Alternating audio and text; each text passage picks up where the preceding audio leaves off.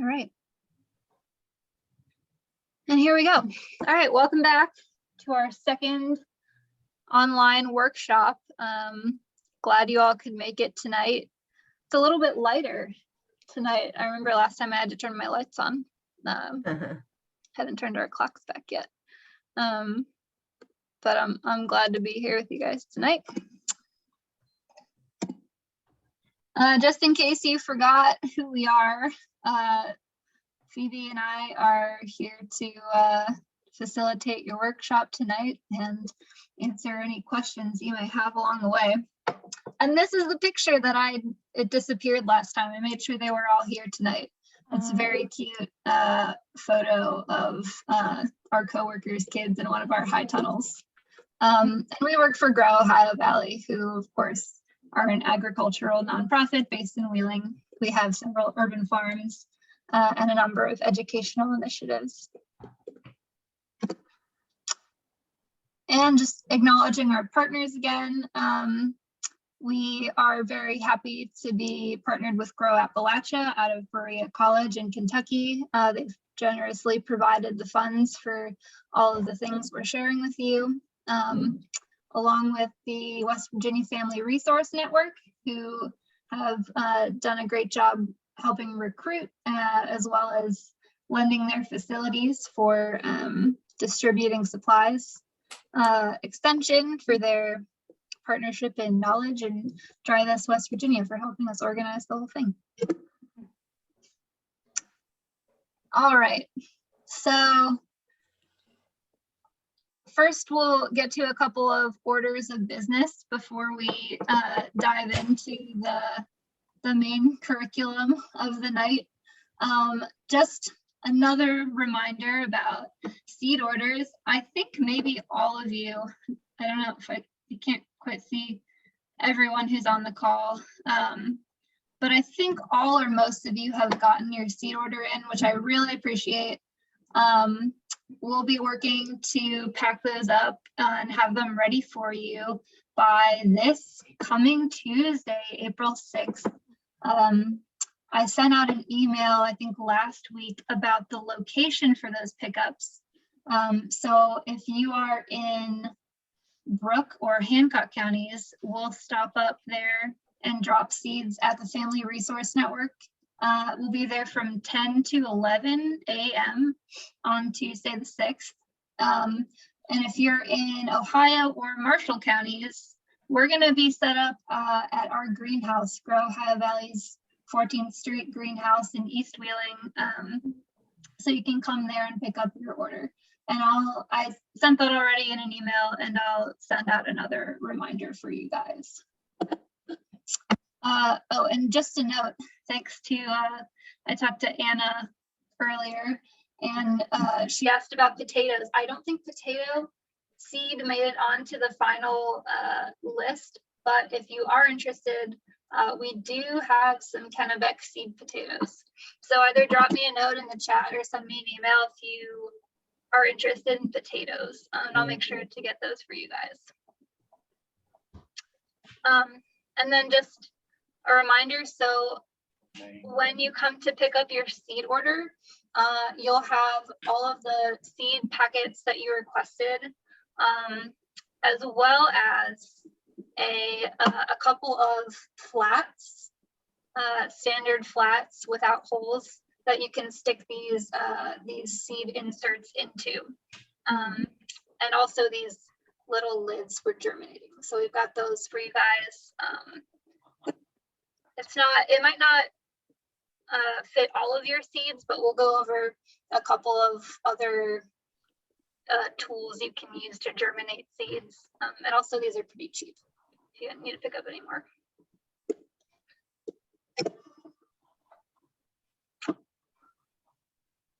And additionally, we are, might have touched on this a little bit last time, but we are able to supply fencing for anyone that needs fencing.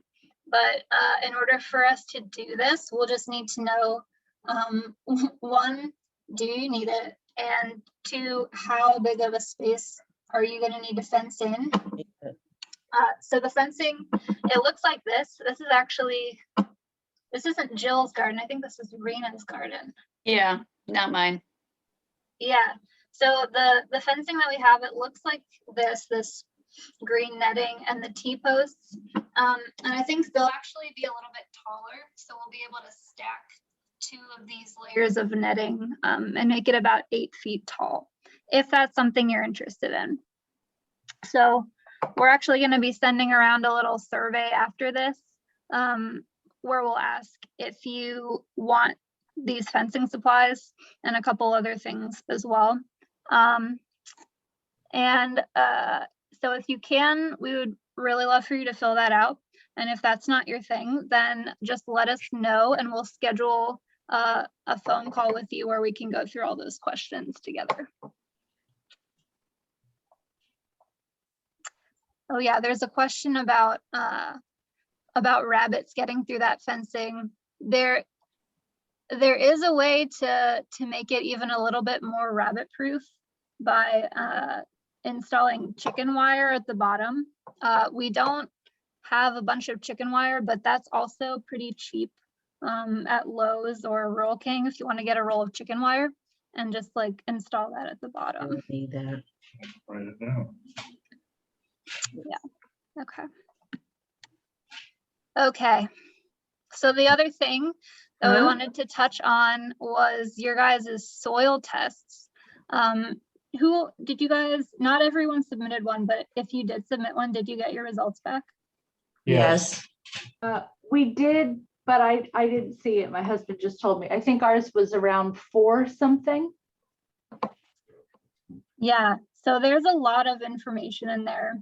I don't know, Phoebe, did you want to go through the slide that you put together so beautifully? Yeah, I can do that. Yeah, so it definitely, all of the numbers and stuff can be a little overwhelming at first. And there's actually a, this on the right hand side, WVU soil.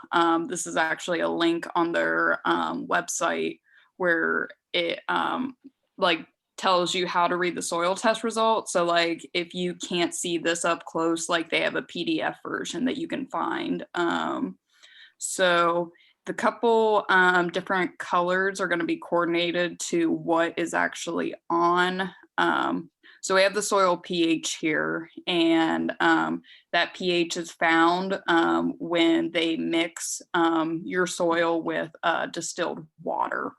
So we did, this is a sample that we took at our garden up on the Edible Mountain, which is another project of Grow Ohio Valleys. And so our soil pH was 7.2. And then, yeah, and then it breaks down into the different nutrients. And so this like little cheat sheet will tell you all about the different ones. So the first being P, that is the element for phosphorus. So we're pretty much in excess of all of these. K being potassium, calcium being Ca, and then magnesium being Mg. So we definitely did exceed all of those. And then we actually had to look this up of the PSAT percentage because I had never heard of that before, but basically it's just the saturation of phosphorus to surface water. And then once we get down to the bottom here, it gets a little heady, for lack of a better word. So we have the crop sufficiency rate. So basically that is just going to be fertilizing the crop rates based on likelihood of achieving a yield response. So like this is probably going to be for more industrial or like commercial farmers, people that are like, they have to grow a certain amount of stuff to meet their, like living costs and like offsetting just the cost of growing in general. So ours ranged from 0 to 200 pounds of nitrogen per acre. Nitrogen is the element is N, and then the other like one is built to optimum rate. So basically that one's just going to be the amount of nutrients you need to add to create ideal growing conditions. Before we go on, does anyone like have any questions? Like, I don't understand it. what like which part isn't making sense to you, Debbie? Okay. Ours, the end, it says 0 to 200, and B, build to optimum rate 0 to 200. Doesn't tell me anything. Yeah, that's how ours is too. So basically, the way that I took it, and like I'm not a soil testing expert by any means, definitely learning along with you guys with this. So basically, I think it's just supposed to that you is it 0 to 200 for all of them or just nitrogen? No, the next one says 125, then 125, and the bottom one K20 says 0 and then 0. Okay. So I think that's honestly just like it's supposed to be how many pounds per acre in that range. So like the 0 to 200, that's obviously a really large gap, or like a large like space in between that. The P205 you said was 125, right? Yes. So that one is going to encourage 125 pounds per acre, which does sound like a lot, but you know, I don't think any of us are working with like an acre worth of space. So we would definitely need to like reduce that down for like the space that we are working with. And I don't remember the specs of your guys's space at the moment. Well, And then it's Yeah. definitely not even close to an acre. So Yeah. I would say if you took the square foot divided into the acre, you should be able to get how many pounds you need for whatever. yeah. Yeah. I'm guessing. Yeah, exactly. So this is the recommendation, this bottom box. This is what they recommend that you add. And that's probably gonna, ours is maybe a bad example because we're excessive in everything. So there's not like one thing that looks like we need to add it. But I have a question.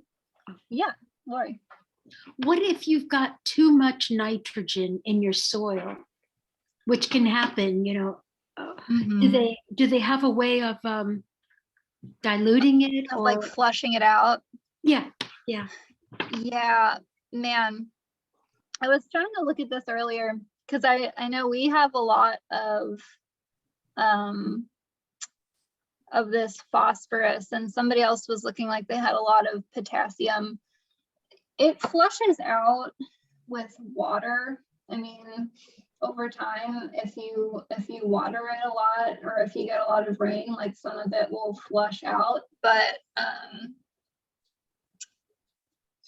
I don't know of a way to necessarily like remove the excess. I mean, you could think about it like a chemistry problem, I suppose, and look for something that'll bind up your extra nitrogen. I don't know what that would be off the top of my head, but if you wanted to try to solve that chemistry problem, you could find something that would react with your nitrogen to make it unavailable. And that's what somebody was talking to me about potassium earlier. I don't know if it was one of you guys or someone else.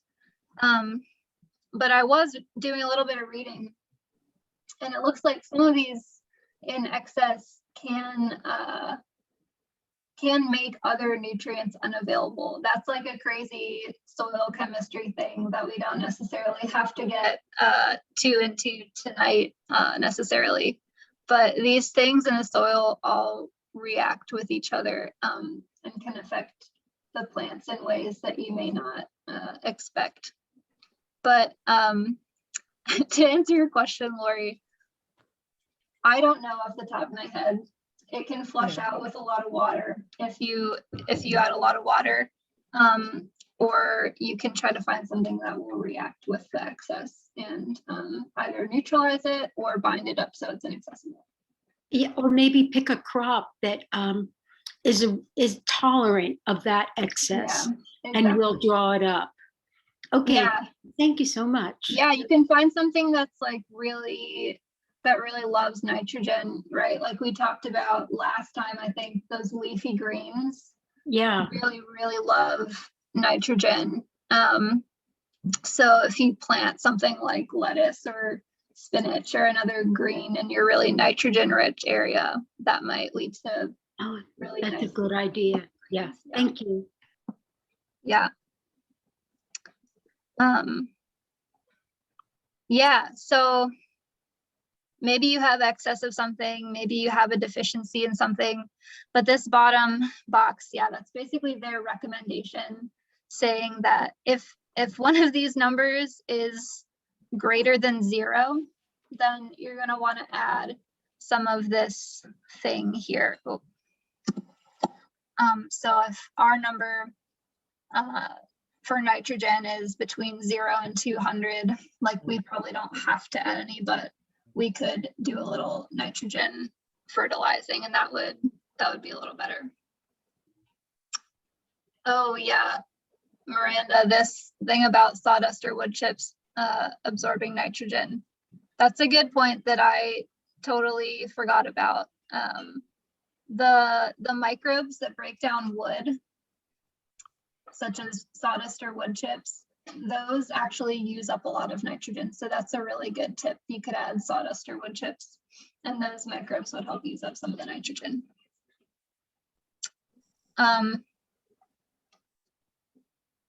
Yeah, so that's the main takeaway, I think. If you're really deficient in something, this bottom one, if this number is greater than 0, it's going to tell you what you should add in order for your crops to be able to I live. understand that. A is, Even with calcium? yeah. So if you have a number greater than 0 under A, crops deficiency rate, then you're definitely going to want to add it, because that one means like you need to add it in order for it to I don't see anything. live. But B, build to optimum rate, like that would be just creating the ideal conditions, and they can live in non-ideal conditions, but if you want them to really like thrive, if you're trying to fertilize for production, like really maybe even larger scale production, then you would want to go for this optimum rate here. We have excess of calcium. I don't get that. I don't, what would produce that? But I know you putting a lot of eggshells out there. no. All right. It's just been sitting there for years, this land. Yeah, it might be some mineral that's been in your soil, some kind of rock that you have. Okay.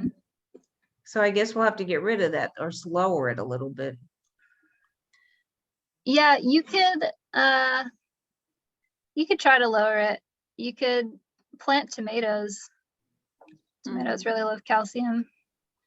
Okay. Here, I'm gonna flip to the next slide because that one has, This is gonna be 1.75 pounds. Put it down then. okay. Phoebe, you want to take this one too? Yeah. So this is gonna be the second page of your guys' soil test that you got. This one's definitely worded in more like digestible language, and actually just kind of laying out for you guys what their recommendations are based on the samples that you did provide them. So definitely, if nothing else, like keep this sheet somewhere available for you guys so you can reference it as we progress through the harvest season. And, you know, if you haven't necessarily turned in your seed orders yet, which you should, but if you haven't, like, this also could help you figure out what is going to work best for you. Because nobody likes a crop failure. It's a bummer, but this can definitely help with that. So We yeah. have it done our thing. So Where's the yeah, phone we number? did talk about the amount, but yeah, if you spread it out, it will. And also, we're just not going to be working with that much space. They are, you know, I think the soil tests are a little more inclined for like the larger scale production stuff, but it's definitely awesome that they make it available for all West Virginian residents. It's very cool. So ours is apply nitrogen based on need of vegetable grown. And they are recommending a for commercial fertilizers. And I believe the fertilizer, which we'll talk about in a later slide, the fertilizer bags that you're going to see in stores and stuff are going to have 3 numbers like with them. So this one that they're talking about, the example, a 50-pound bag of 5-10-10 contains 2.5 pounds of nitrogen, 5 pounds of phosphate, and 5 pounds of potash, which is the K20, and phosphate is the P205. So those are going to be the numbers at the bottom. And so, yeah, the one that we really need, I guess, like to amend for optimal growth is nitrogen. So they were saying that the legume garden crops do not need any nitrogen fertilizer when properly inoculated and the soil fertility is in the optimum range. Some gardeners prefer to add nitrogen in cool weather. So, you know, if you did want to extend the grow season and do some like kale, some of the brassica families, you could apply that going into late summer, early fall harvest. And then, now we're really getting into, I think, what pertains to us here. They recommend for 2 ounces of nitrogen per 100 square feet for us, that they rutabagas, turnips, carrots, sweet potatoes, pumpkins, and winter squash are gonna respond to that well.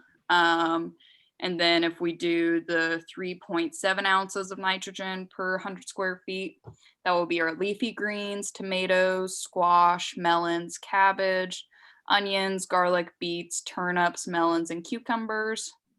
And then for 5.5 ounces, that's going to be our sweet corn, white potatoes, eggplant, peppers, collards, kale, spinach, and then they do give a nice little tip of applying half raked into the bed before planting and 1/2 as a side dress application raked into soil when plants are half grown. And then they do have this little note at the bottom about phosphorus, and that our concentrations are well above the level for environmental concern, and that we do not need to apply additional phosphorus fertilizer, and that we need to implement strategies to reduce our our phosphorus concentration.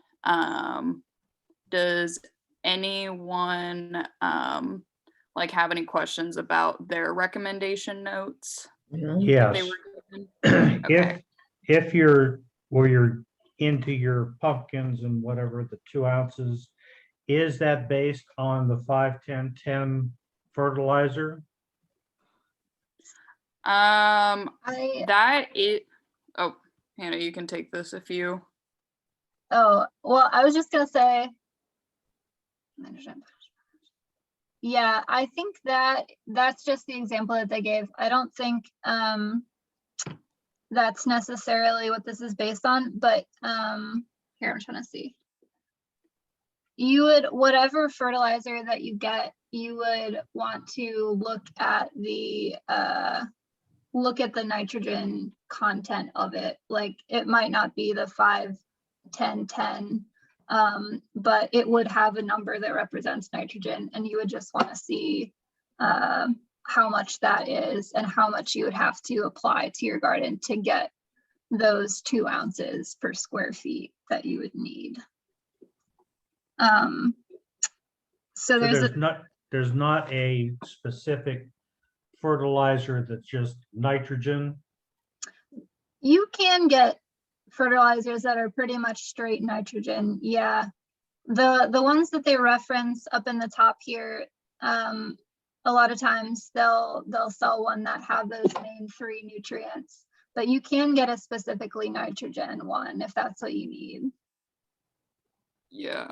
And, you know, the numbers may vary on like what is actually in like that bag. Like it's not just going to be potentially those 3. It might be like, you know, other ones involved. Like it's just going to, like with the bigger bags like that of the 3, they're generally, I think, just expecting like consumers and whatnot to have multiple things that need to be amended in the soil. So they're just gonna kind of sell you this like bag of like, you know, different nutrients. But yeah, you could definitely check like you know, Rural King, stuff like that, or you know, if there's like any like specialty garden store, like any you know, greenhouses, stuff like that, they might have that more just like, this is specifically just nitrogen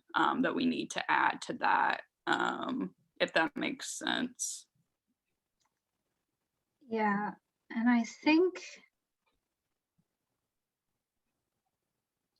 man, I am blanking. We're gonna use, so the one that we have available, it's Mountain Pride brand, and it's 343. So it's a little bit, it's not quite as intense as this one. I think it doesn't have quite as high of a concentration of these things.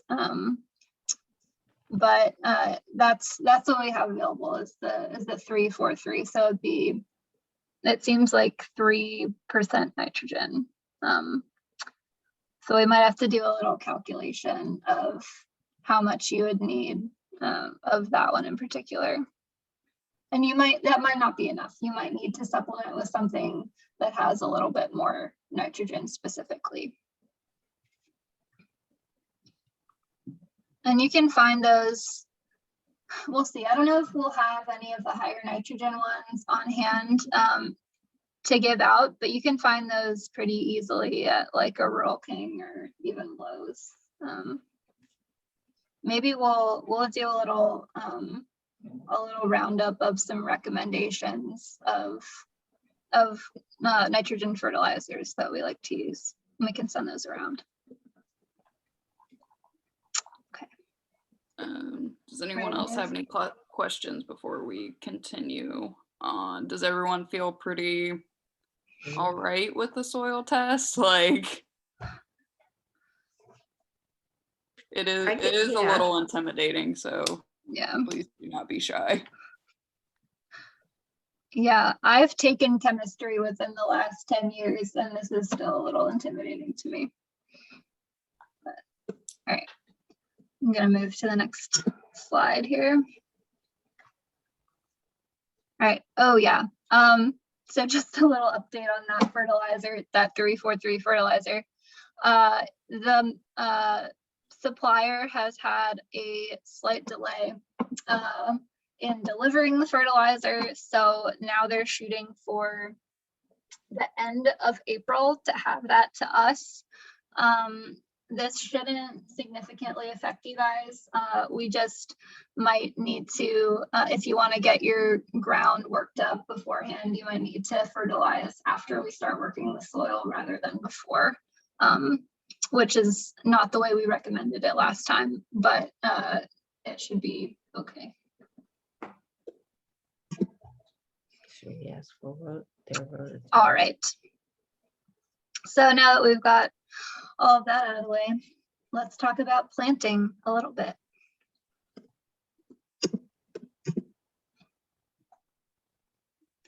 Excuse me. Yes. I just have a question. By adding these fertilizers, would that consider that the ground is no longer organic?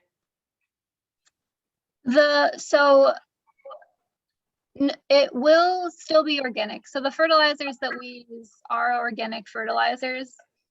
This one in particular that we're purchasing is it's chicken litter fertilizer, I believe. So it comes from chickens Chicken that shit. have led an organic life. So even if you're using organic practices to grow your food, a lot of times you still have to add fertilizer. It may not necessarily be like the synthetic nitrogen fertilizer,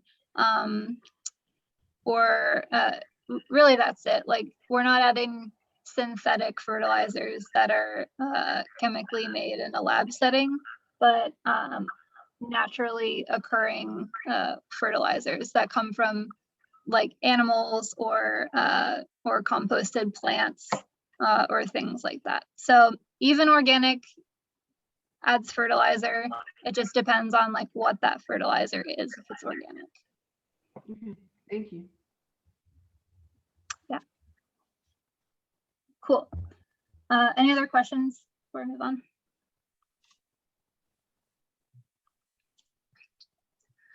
So I didn't prepare an April Fool's joke for you guys today because I thought the weather was enough of a joke. It snowed today, and it might snow on us again. Honestly, It's snowing tonight. It's snowing here now.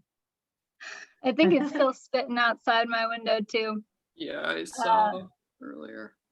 I'm ready for it to be done, but we pulled this from the almanac. So our last danger of frost date probably this spring will be April 27th.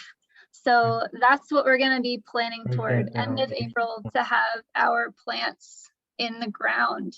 Or that's when we can start putting our plants in the ground, rather. So we want to do all that we can to get prepared for that. We want to be able to utilize as much of this growing time that we possibly can. So let's get into it. Let's get prepared.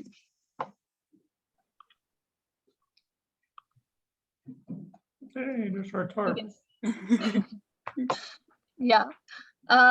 Okay, so yeah, this is the Yaklik's beautiful example of preparing for tilling. They sent this in a few weeks ago, I think, actually. So the first thing that we're going to do to prepare for the growing season is we need to start preparing the ground. And we mentioned before that we would have a tiller available for those of you who need it. And we'll be reaching out about that pretty soon as well.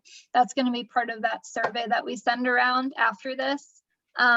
So it would be great if you could be thinking about whether or not you need the tiller for your space. Like if your space looks anything like the Yaklik's, like a big flat area with grass on it, that'll be kind of a lot to dig up by hand. So we're going to use the tiller on that space. If your space looks anything like that, maybe you would want us to bring the tiller to work your ground. And especially if it's the first time that it's ever been worked into a garden, we're going to probably want to use some mechanical help there. So be thinking about whether or not you need the tiller. And if you do, then you want to get a head start by smothering the grass with a tarp or cardboard or a sheet of plastic, what have you. Lay it out, weigh it down, and start killing that grass, because a regular rototiller, it can't break that sod by itself. We have a stronger tractor that can help do that, but as much as we can kill before we bring that machine, the better, because it'll just make it a lot easier. So if you have grass, please start covering it up and starting to get that taken care of so it can be as smooth as possible when we come through with that tiller. And as we said before, some of you are already adding manure to your spot. Some of you are already adding fertilizer. I've talked to a few of you about this. If you have a different source of fertilizer than the one that we're providing, you can add it before we till. And if not, we'll add it after. We'll till, then we'll add the fertilizer when we get it in, and then work it into the soil after it's broken up.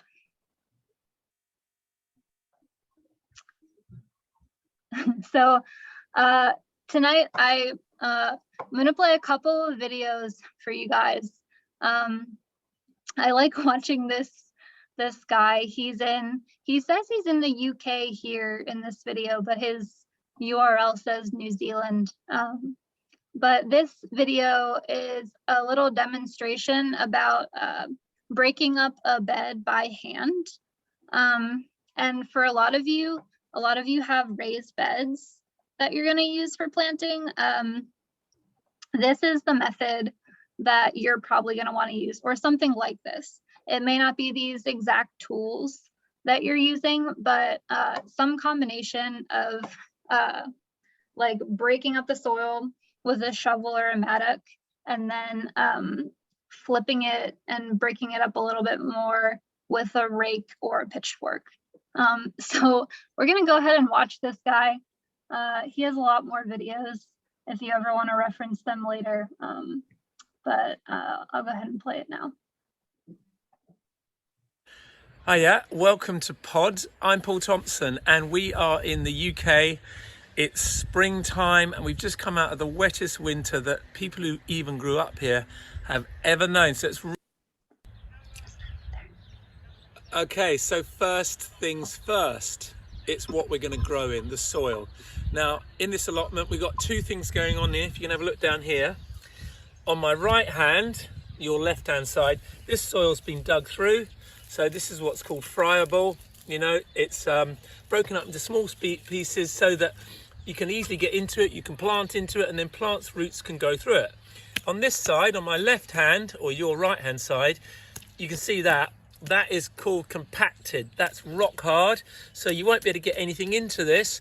And even if you got anything into it, it wouldn't really be able to go so far because those young roots are very tender. So what we're going to do first of all, we're going to break up this compaction by digging it through. I've got two tools here for you, spade and a fork. Now, when the ground's really, really hard and really compacted, you quite often start with the spade to break it up into decent sized chunks, and then you fork it through after that. So I'm going to start with the spade and I'll come back to you. So it hasn't taken very long to get this far. Look at that soil now. It's nicely chopped up. Lots of smaller lumps, nothing much smaller, much bigger than a table tennis ball. So up the top here where it's compacted, just using the spade, break it up first, like this. And then once I've done that, just get the fork into it. That loosens it all up. Yeah, Pick up anything that's there. So soil's going to drain nicely, water's going to get into it, it's going to be easy to put plants in, and easy as well. Great, so we've made some real progress here. It took us about 20 minutes to dig through this area, which is about 5 or 6 square meters of bed. If it had just been one of us, it might have taken 30-40 minutes, maybe an hour if fancy a tea break, maybe all day if you have lots of tea breaks. The most important about gardening, especially all this digging, is to pace yourself, so make it work for you. All right, now what we've got, the result is, look at this, that's lovely friable soil. So you can imagine a seedling going in here, those young roots can push into the soil, find the nutrients, find the moisture that they need. Plant can take hold, it can grow well, it can be strong, it can be productive. Now, we've taken a few things out of this soil as we've dug through it, and that's by using the spade and the fork. So things like this rock, that's a little bit too big, more useful if you're into dry stone wall. So things like this we take out. Stuff like this though, these smaller fragments of pot and pebbles, I just tend to leave them in there. They're not really a major. They help with moisture penetration through the soil. But one thing we have come across I really want you to know about is this stuff here. There's a plant we'll be showing you in the coming months called bindweed. It's a little sort of climbing plant with heart-shaped leaves, and it tends to climb over everything and it shades them out and kills them. These are the roots. So they're like white bootlaces, and when you see these in your soil, you must pick all of them out. Now, the issue with them is, look, watch this. If you give them a tug, they just break off. And You a don't piece have that. that small, Oh, probably got some kind of. so if you come across these white bristle roots like this, it may take you time, but take as much of it out as you can. Put it in your household rubbish, get rid of it. Not in the compost heap, not in the allotment, not in your garden. Okay, so good start, should make things easy when we come to plant some seedlings and sow some seed in the coming days. We'll come back to you. Good. Yeah, so that's I like that because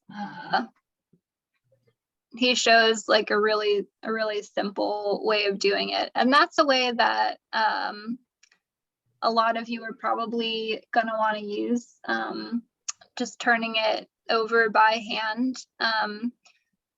And you can do that even like between plantings too, if you need to.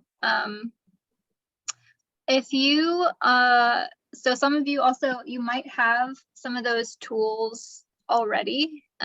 You might have a shovel, maybe you have a rake or a pitchfork, but if you don't have those already, that will also be part of the needs survey that we send around after this. We do have some of those tools available to give you guys if you don't already have them. So we'll be asking you about those and making sure you have the tools that you need to turn your soil and to tend the space going forward. And that bindweed, man, I've seen some of that. We have probably different species than they have. But we do have some versions of it. We also have knotweed. Well, maybe we'll talk about maintenance and weeds and pests a different day. But man, if you guys see knotweed roots in your garden, they're the little nodules that poke up are like pink, and the root I think is like a reddish or a yellow sometimes. Those will go crazy in your garden. Some of you may be familiar. But knotweed is definitely one to pull out if you see it. Hiya, welcome. No. Okay. All right, let's see what time it is. It's it's about 7. So we can take a quick break. We have a couple more things to get through before we end. So I'm gonna hold you a little bit late. Maybe to 7:15 if you have to jump off. I know some of you have things at 7. That's totally fine. But there's a couple more things that we'll get to. And if you don't get to it tonight, it'll be in the video that we share after this. So let's take just a quick break and come back at 7 o'clock if that's okay. You want to give him a little walk? Sure.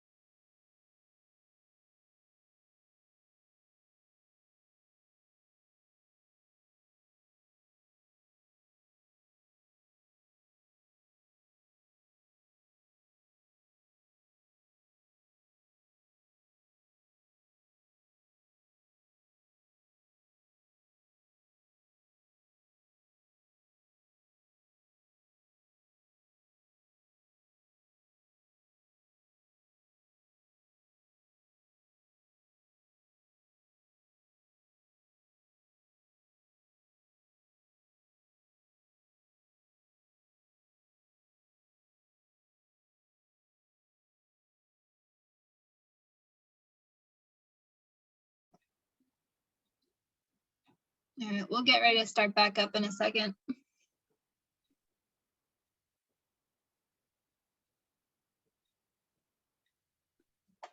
Yeah, before we left, Hannah, the Yoklix asked how long keeping the tarp on before tilling. I see Debbie's back. I As long as mean, you can. yeah. You could also like occasionally take a peek under it, like just like pull back a corner and see how much like the grass has been like dying back and stuff. But yeah, definitely probably as long, you know, until we get the tiller out there to you. Yeah. You could, yeah, take peeks like Phoebe's saying. You could pull it off the day we get there, and that would be sufficient, you know, to keep it up, keep it on until then. Do you have a picture of the tiller?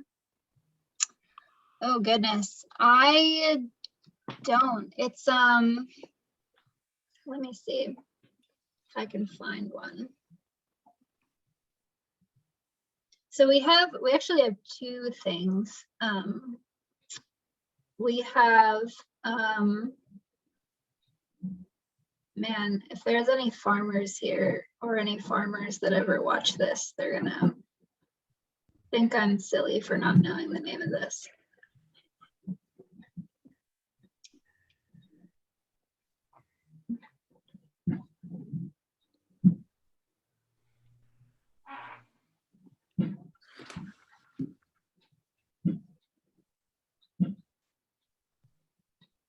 Phoebe, can I ask you a question?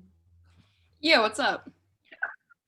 Do you guys have any insect barriers available, or is that something that, or is there some way to make them, or?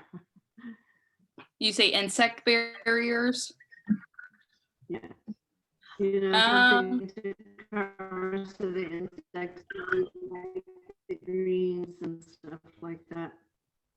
Yeah, so actually on our all hands meeting that we had with the partners, they let me check I believe it was called like Nova netting. And that was something that they draped over the plants. I believe it's called Nova netting.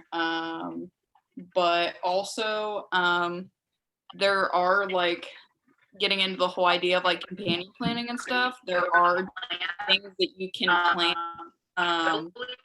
towards or like near things to help keep it away. Like, what is it? I think mint's a deterrent to something. I don't know off the top of my head. Yeah. But we will also, we still need to purchase them, but Well, we, need marigold.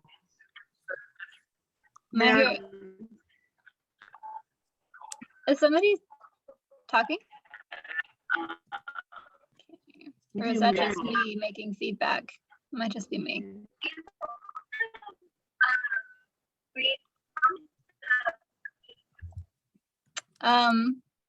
So we will be purchasing a couple of insecticides to use over the summer and as we get started. And again, really similar to the deal with the fertilizer.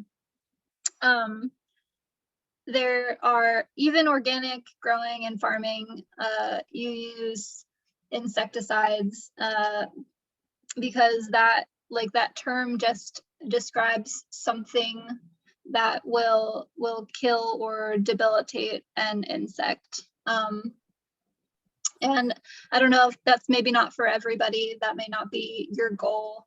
But the insecticides that we use are derived from natural sources rather than synthesized in a laboratory. So that is what qualifies them as organic insecticides. But they will still do the job of deterring an insect from eating your plant. And we haven't purchased those yet. We haven't quite decided which ones we're gonna get, but if anybody does start experiencing a problem with insects as we get started, we will try to fight that as we can. And Lori, to answer your question, to go back to the tiller, what we have two things. The first thing we have is a Gravely walk behind tractor.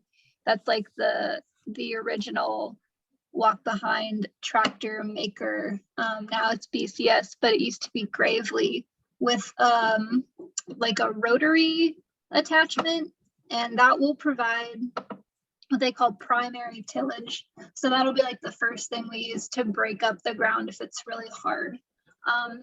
But then we can come in with a regular rototiller if we need to, and that'll do a finer job of breaking it up and tilling. It's kind of like that process that we saw him use with the shovel and the fork. The first one comes in and busts it up, and the second one makes it a little bit finer. So a Gravely walk behind tractor is what we have. Oh, thanks so much. Thank you. Yep. All right, let's power through this. I think we have a couple more things to look at. Don't want to keep you guys here too late. All right, Steve, you want to take us through this real quick? We can maybe. Yeah. So this is another, we kind of broke down reading a seed packet for you guys. So for A, we have the crop and variety name. So this one is going to be dill and a Long Island mammoth. And I think we're actually offering a mammoth variety as well. And so B is going to be the zone map. Hannah and I looked it up today, and I believe we are in 6B. So this has just 4 zones, and it's probably just going to vary from like packet to packet if you do get any like seeds outside of the ones that we are distributing to you, which like go for it if you guys want to. But so this packet kind of has right, that looks more like zone 3. So you would sow outdoor April to June. And then for C, we have sowing recommendations. So sow in average soil after dangerous spring frost are projected as April 27th. Sow seed indoors 6 to 8 weeks before outdoor planting time for earliest harvest. I generally do start most of my herbs indoors when I have before, just so they can have, you know, a little bit, because sometimes with direct sowing things, birds and whatnot will try to eat your seeds. So that is something to take into consideration. And so for D, we have the germination time. So this dill is going to take 7 to 21 days to germinate. Sorry, Kubrick's scratching an itch back there. For E, we have depth to sow and how deep you're going to plant. So this is going to be 1/16 of an inch, and depending on like what your seed size is, some are just going to be right on the surface. That's going to be kind of like your lettuces, stuff like that. Some need to go deeper into the soil. And then that will, the depth to sow is just going to tell you how deep you should plant it. And then the seed spacing, this says about 1 inch, you know, something for that's going to be vining, like your zucchini, stuff like that is going to definitely require much more spacing in between seeds, just because it's gonna grow up and take a lot of space. And so for row spacing, we have about 2 feet here. So that's going to be distance between rows. So if you're doing multiple rows, if you are doing like tomatoes and you're planning on doing like 2 or 3 rows of them, or corn or something like that, that's just going to tell you how much space they need when they do reach maturity. And then for H, we have thin. So that is going to remove some seedlings to achieve final spacing. I am so sorry.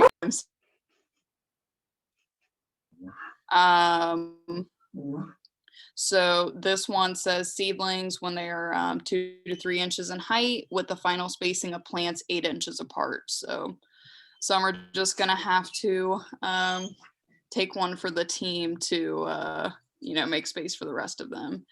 And so for I, we have days to harvest. So this is going to be about 65 to 70 days. And some will, like for pepper varieties, if you're doing like a bell pepper, it will have so many days to green and then so many days to like a red ripe.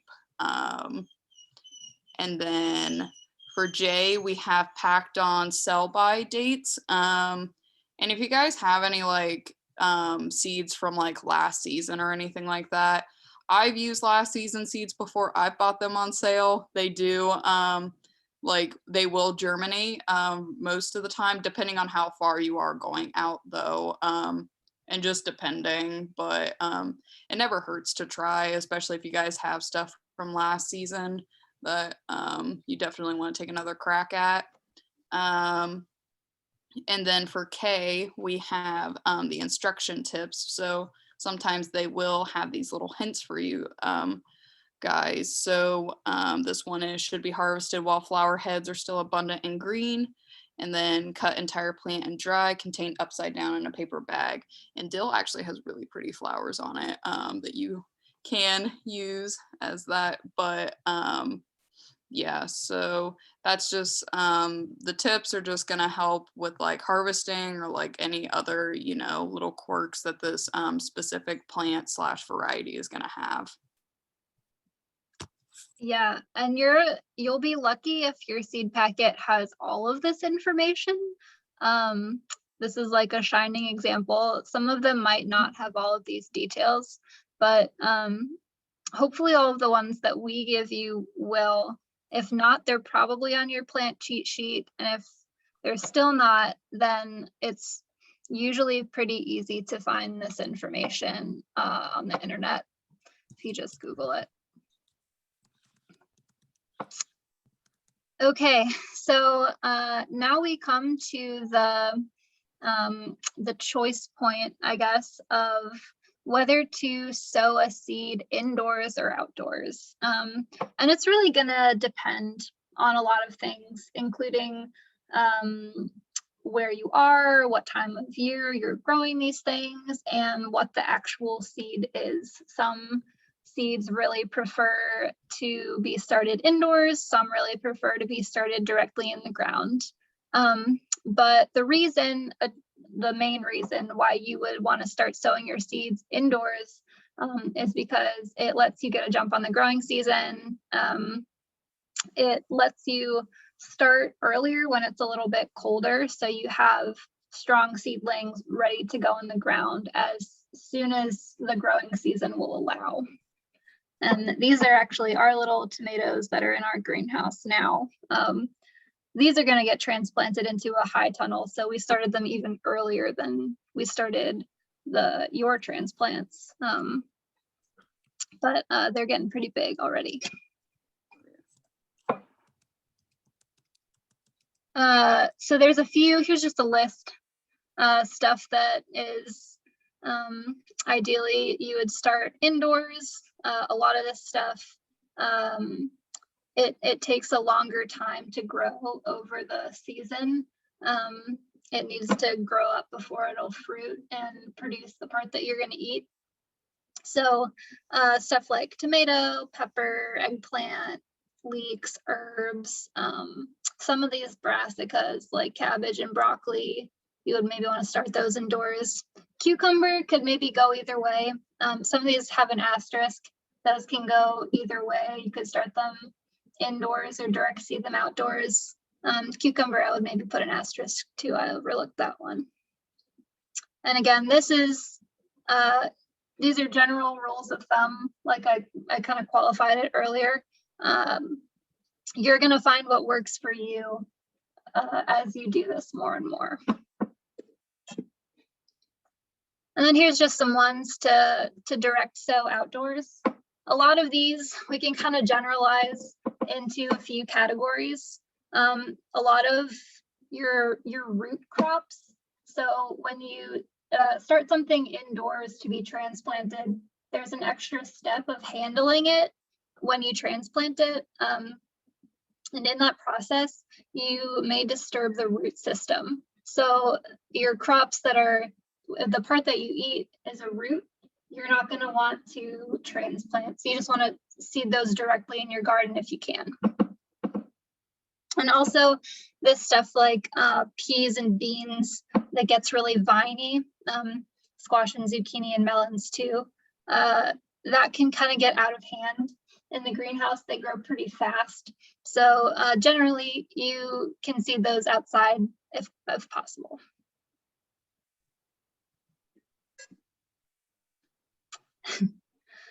This is a little video, just a little tutorial of how to fill a seed tray.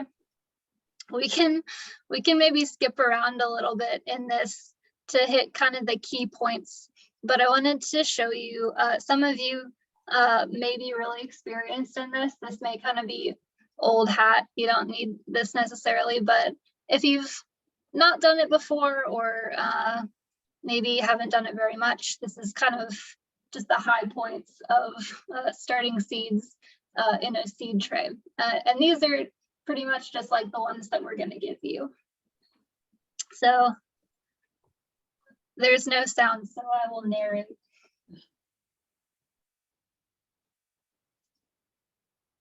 Okay, so this is the seed mix.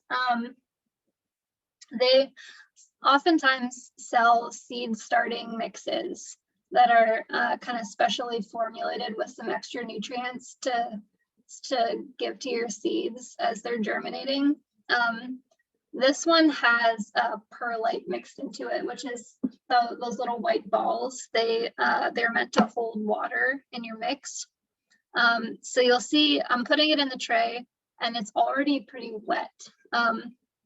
When you're filling your trays, you want to make sure your mixture is already wetted so that when you're adding water at the end, you're not having to like soak the whole thing. It's much more efficient if you do it already wet.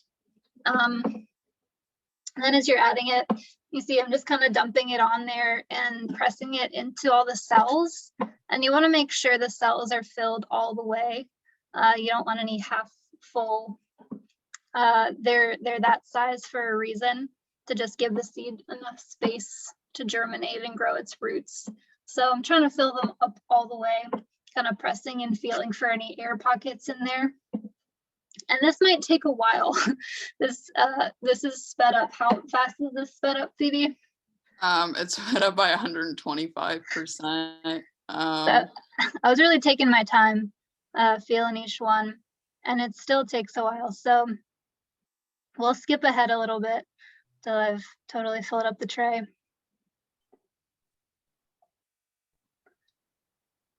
Still filling it.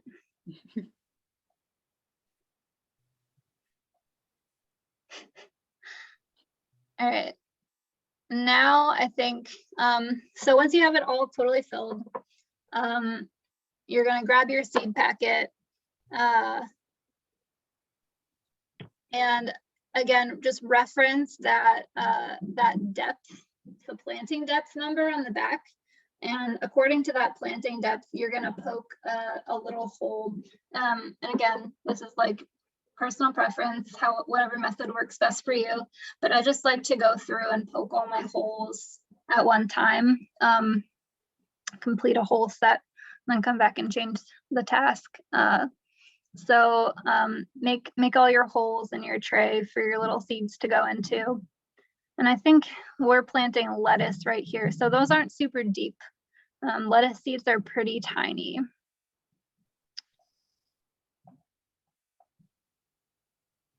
So then I'll grab my seeds. I like to dump kind of a few of them into my hand. That way I can get close and just drop them in. And this pack is actually from last year. So when you do this, you might want to brush off your hands all the way so you're not dealing with dirty soil. But since this packet was from last year, I was dropping 2 to 3 seeds in each cell because as seeds get older, the germination rate tends to get a little bit lower. So if you drop a couple of seeds into the cell, then there's more of a chance that something will grow out of it. And if you're using older seed, then it's safest to use a little bit extra. So again, just dropping those in there and then recovering that cell with soil so it's totally covered.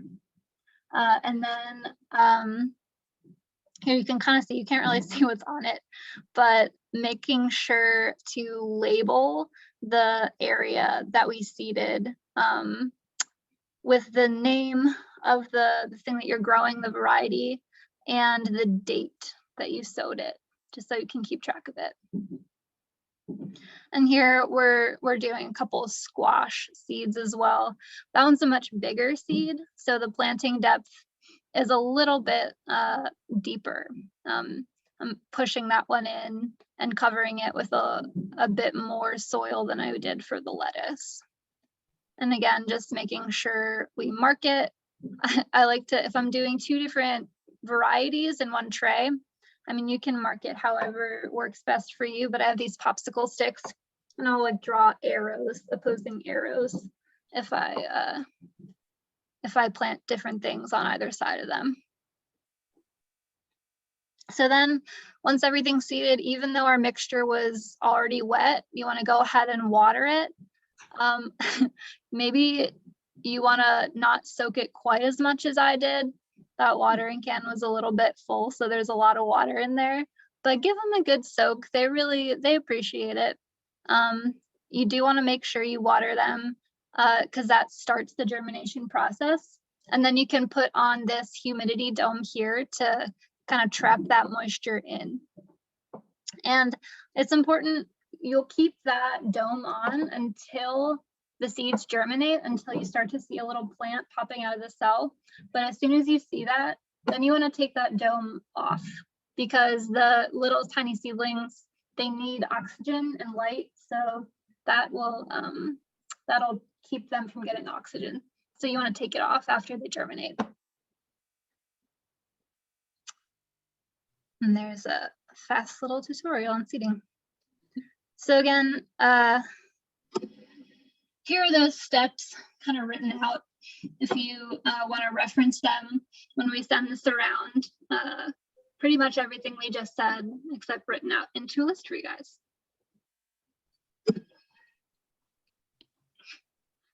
You can also, if you want to get creative, there's lots of things you can use to start seeds.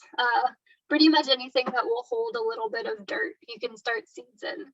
Yeah, these little eggshells I think are pretty smart, and they're biodegradable as well. You can use the cartons, the eggs, yogurt cups, whatever you have.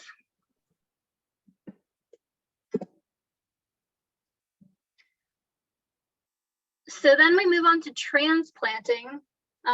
If we seed something in a tray indoors, we're eventually going to have to transplant it out into the field. And there's just a couple of things to keep in mind there. So before you transplant something into the field, your seedlings should have at least 1 to 2 sets of true leaves. And what that means is, so these little leaves you see here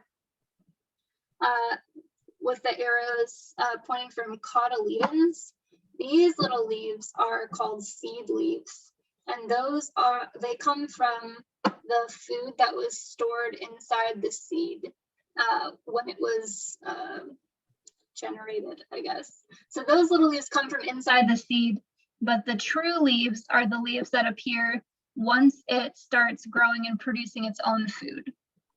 So you want to make sure there are, this is a set, 2 true leaves are a set. You want to make sure there's like 2 sets of those before you transplant them into the ground. That way, you know they'll be strong enough and they'll be able to keep creating their own food once they're planted. You also will need to harden off or transition your plants gradually from indoors to outdoors. We'll touch on that on the next slide. And you want to do your best to avoid leaving them in the tray for too long. Otherwise, they may get root bound, like this guy down here. And that means that they ran out of nutrients. So the roots are kind of circling around looking for the rest of those nutrients. You want to take this one, Phoebe? Yeah. So, yeah, this one is about hardening off seedlings.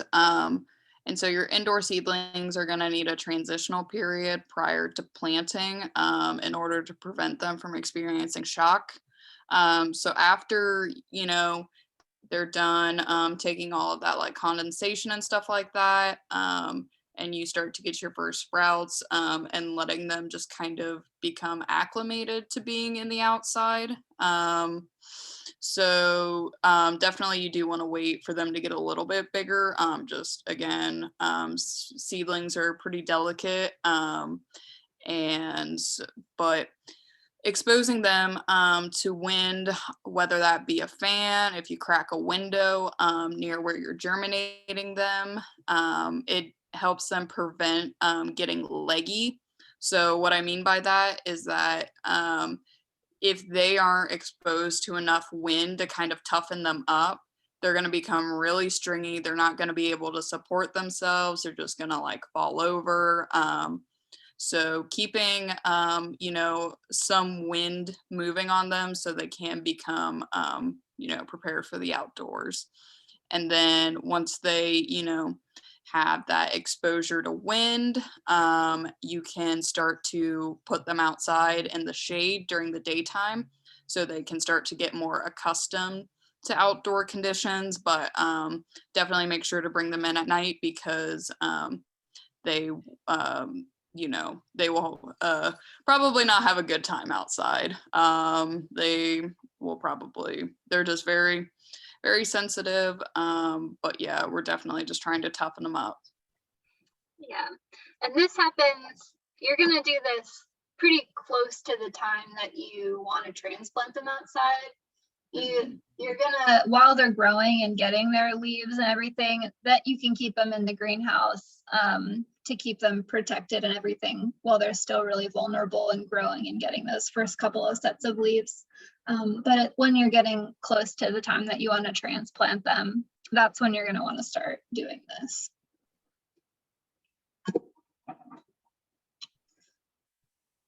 All right, and there's a couple more videos here, and for the sake of time, I think I will let you guys watch these on your own.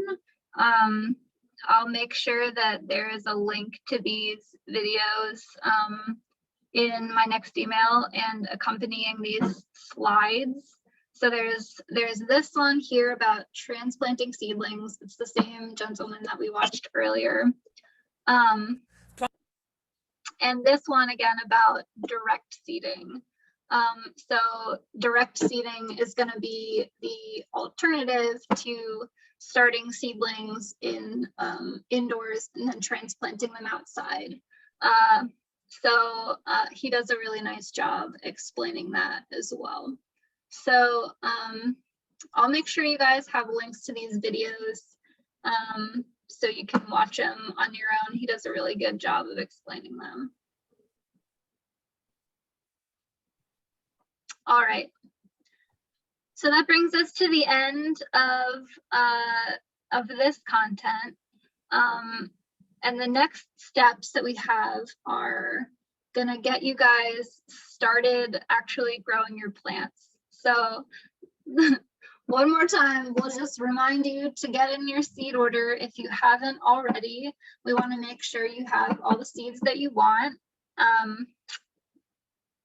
just send that to that address that I had it in the email, and I put it in the chat, my email address, TV's email address, either one, whenever you can. And then this Tuesday, April 6th, we will be set up to distribute your seeds.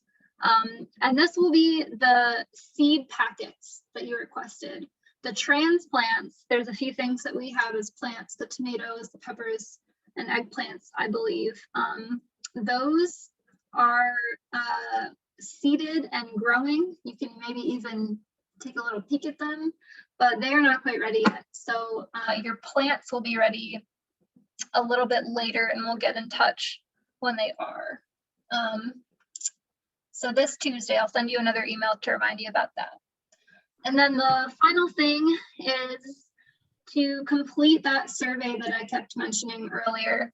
And that is going to be regarding your tilling, your fencing, and your tools, your needs for tilling, fencing, and tools. I'll send you a link to that survey. If completing it online is not your thing, please let me or Phoebe know, and we'll set up a time to jump on the phone with you and go through those questions together. And if you just want to chat with us, feel free to set up a time. We'd be happy to check in and answer any questions that you may have up to this point. And you know how to get a hold of us by now. You have our email addresses. So if you want to set up a time to talk, please send us an email. We would love to talk to you. And I think that takes us to the end. Are there any questions before we jump off tonight? Covered a lot of ground.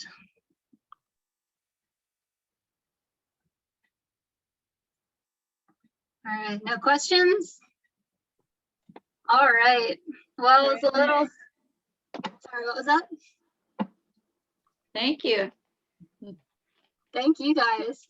Yeah. It's great.